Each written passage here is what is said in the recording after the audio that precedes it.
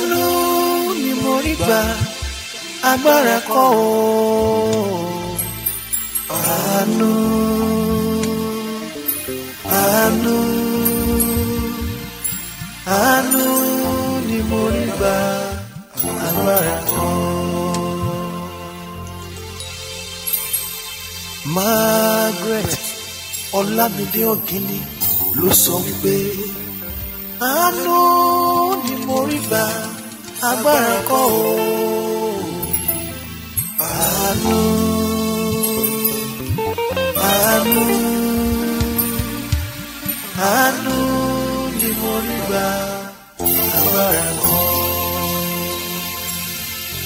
Margaret Ọlámídé Ògìní aka Yorùbá Dangote 27th February lọ́jọ́ tí a bí ọ sáyé.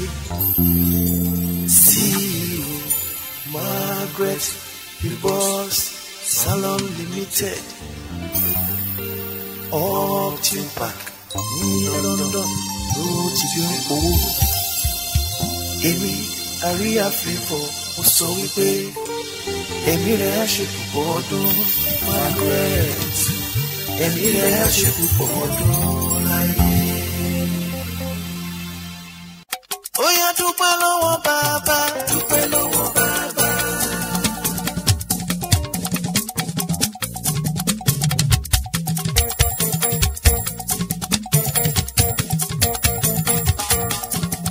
Margaret sọ fún kó ṣeun, sọ fún kó ṣeun.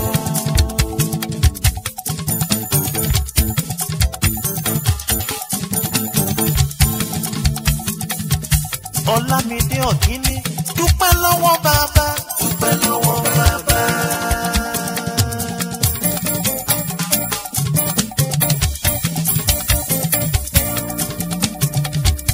Ọmọ wọn ní Iléṣà sọ fún kó ṣeun, sọ fún kó ṣeun. Celebrant dúpẹ́ lọ́wọ́ bàbá, sọ fún kó ṣeun.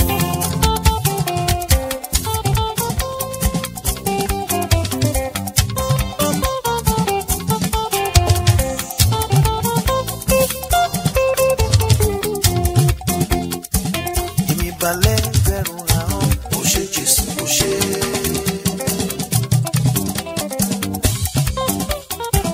Oyin Olùgbàlà ó ṣe Jésù ó ṣe.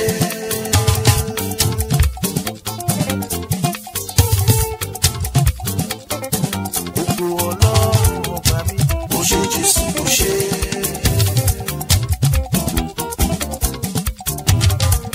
Ìṣẹ́gun oore rẹ̀.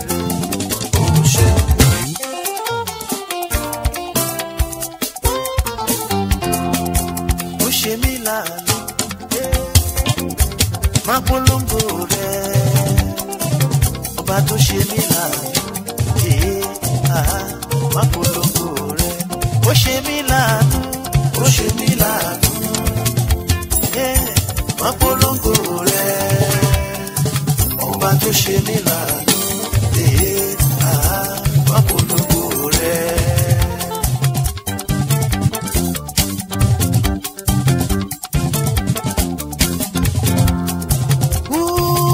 Has the final say. Jehovah, Jehovah, Jehovah, Jehovah has the final say.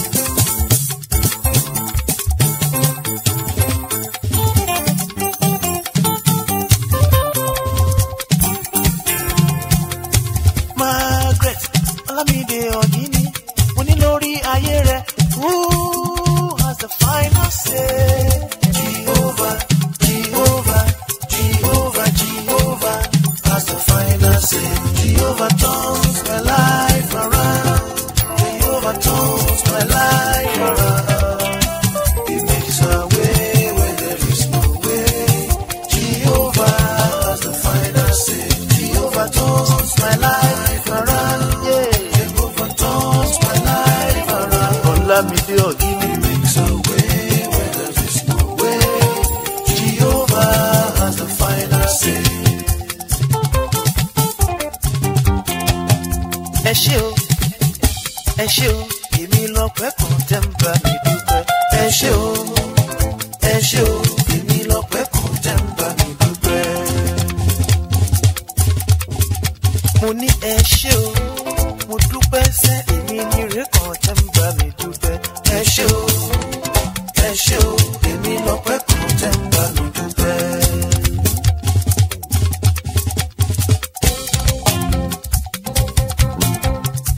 Èmi ló kàn ẹ bá mi dúpẹ́, èmi ló kàn ẹ bá mi dúpẹ́. Margaret Ọlámídé Ògìní ló sọ wípé èmi ló kàn ẹ bá mi dúpẹ́, èmi ló kàn ẹ bá mi dúpẹ́. Èmi ló kàn ẹ bá mi dúpẹ́. Margaret èmi ló kàn ẹ bá mi dúpẹ́.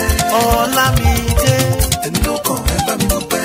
Ògìní èmi ló kàn ẹ bá mi dúpẹ́. Mama Margaret èmi ló kàn ẹ bá mi dúpẹ́. Mama Adéwálé èmi ló kàn ẹ bá mi dúpẹ́. Mama Ọmọlọ́lá èmi ló kàn ẹ bá mi dúpẹ́.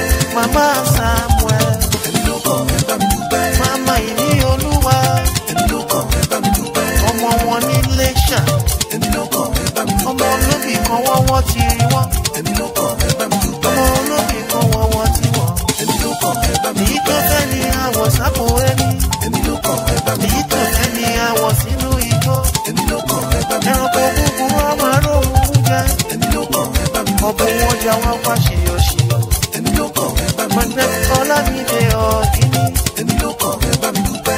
Àwo Àríyá Flavour èmi ló kàn ẹ bá mi dúpẹ́. Ó tún ti dé èmi ló kàn ẹ bá mi dúpẹ́. Ìrètí kan ẹsẹ̀ èmi ló kàn ẹ bá mi dúpẹ́. Ìgbéga kan ẹ èmi ló kàn ẹ bá mi dúpẹ́. Ọlámídé o èmi ló kàn ẹ bá mi dúpẹ́.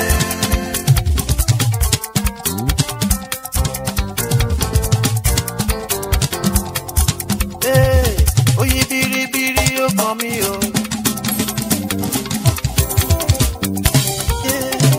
Oyin biribiri ó kàn mí o. Oyin biribiri ó kàn mí o. Àánú Olúwa yìí kàn mí o. Oyin biribiri ó kàn mí o. Oyin biribiri ó kàn mí o. Oyin biribiri ó kàn mí o. Àánú Olúwa yìí kàn mí o. Mo ní àánú Olúwa yìí kàn mí sẹ́.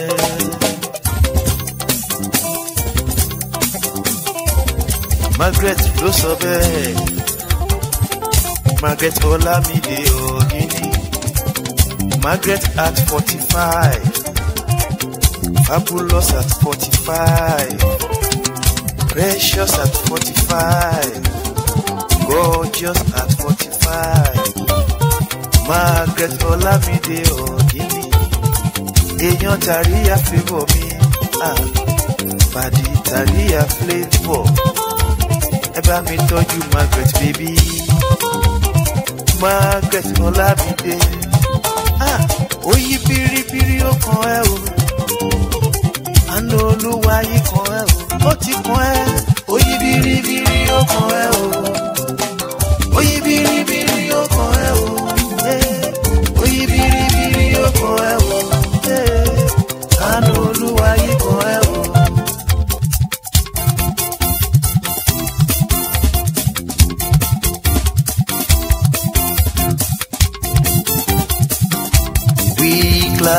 We clap our hands in the sanctuary. We clap our hands to give you the glory. We clap our hands to give you the praise. And we will praise you for the rest of the days. Yes, we will praise you for the rest of the days. We sing a song in the sanctuary. We sing a song to give you the glory.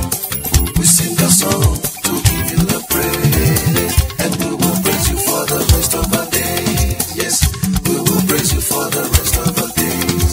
Jesus, we give you the praise. Emmanuel, we'll lift up your name. Heavenly Father, come in Messiah. And we will praise you for the rest of the days. Yes, we will praise you for the rest of the days. Oya, ijó rẹ̀ pàrékè f'Olúwa, pàrékè.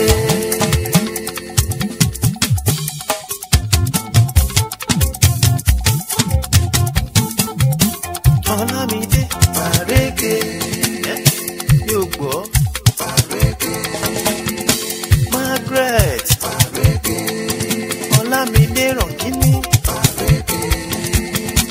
ọlọ́jọ́ ìbí ọmọ wọn n'Iléṣà Yorùbá Dangote aláṣẹ Margaret Divorce na Boss Limited èèyàn ti Àríyá Flavour pàdé ti Àríyá Flavour Ọlámídé ní ijó rẹ̀ pàrékè f'Olúwa bóyá mo ní ijó jíjó ni mo fi àmọ̀ bó bá mo re ijó jíjó ni mo fi àmọ̀ bó bá mo re.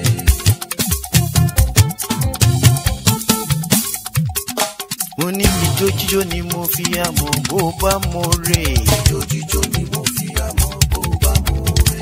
Ẹ̀rín rírín ni mo fi àmọ̀ bó bá mo re. Ẹ̀rín rírín ni mo fi àmọ̀ bó bá mo re.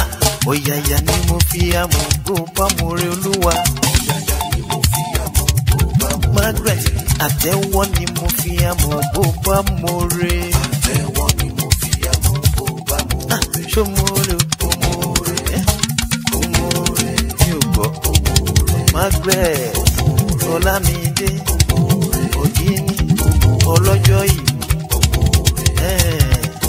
àwọn Àríyá Flavour ẹgbà mi kí mama Margaret ọlọ́jọ́ ìbí mama Adéwálé ọlọ́jọ́ ìbí mama Ọmọlọ́lá ọlọ́jọ́ ìbí mama Samuel ọlọ́jọ́ ìbí mama Ìní Olúwa MP Margaret Divorce Salon